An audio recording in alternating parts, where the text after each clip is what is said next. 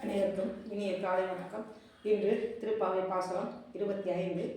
இது ஆண்டாள் பெருமாட்டி ஓரிரவில் பிறந்து, அதாவது யசோதையின் மகனாக பிறந்து, அடுத்ததாக தேவகியின் மைந்தனாக இருவரையும் கலந்து கூறும்போது, தேவகி மைந்தனாக பிறந்து யசோதையினுடைய மகனாக வளர்கிறான். ஒரே நாள் எப்படி வளர முடியும்? ஓரிரவில் இங்கிருந்து அங்கு கம்சனுடைய காரணமாக கம்சன் அழைத்து விடுவான் என்பதற்காக அவ்வாறு கூறுகின்றார்.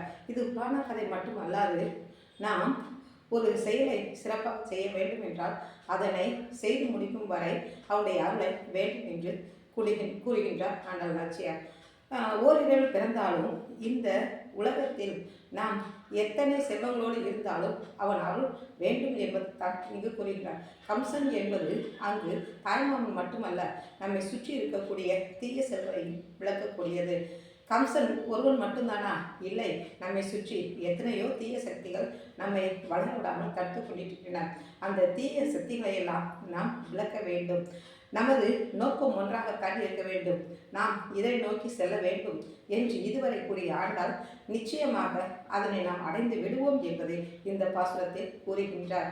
ஒருவர் தன்னுடைய வாழ்க்கையில் அரசு வேலை அல்லது உயர்ந்த பதவி போன்றவற்றை பெற்று தன்னுடைய தந்தையரை காப்பாற்ற வேண்டும் என்று எண்ணினால், ஆமாம், உங்கள் அம்மா அப்பா இப்படி தானே இருந்தாங்க, நீ இடத்த வாழ போற, நீ இந்த வேலை செஞ்சால் போதும் அப்படின்னு சொல்லக்கூடிய இந்த உலகத்தில் இல்லை, எங்கள் அப்பா அம்மா தான் இப்படி கஷ்டப்பட்டாங்க, நானும் கஷ்டப்படக்கூடாது, அவங்களுடைய கஷ்டத்தில் பங்கு கொண்டு அவங்கள சிறப்பாக வாழ வைக்கணும் அப்படின்னு ஒரு குழந்தை நினைக்கின்றதோ, அதுபோல கண்ணுடைய அருளை பாசுரங்களில் கூறுகின்றார் ஆண்டாள் நாச்சியார். இந்த பாசுரத்தில், கண்ணனே, நீ எத்தனையோ கம்சங்களை அழித்தாய், எத்தனையோ அர்த்தர்களை அழித்தாய், அதை போல எங்களுடைய வாழ்விலும் எங்களுக்கு நன்மைகளை செய்ய நீ அருள் புரிய வேண்டும் என்பதைத்தான் இந்த பாசுரத்தில் கூறுகின்றார் ஆண்டாள் நாச்சியார். சிறப்பான பாசுரம் என்று சொல்லலாம் இந்த பாசுரத்தை.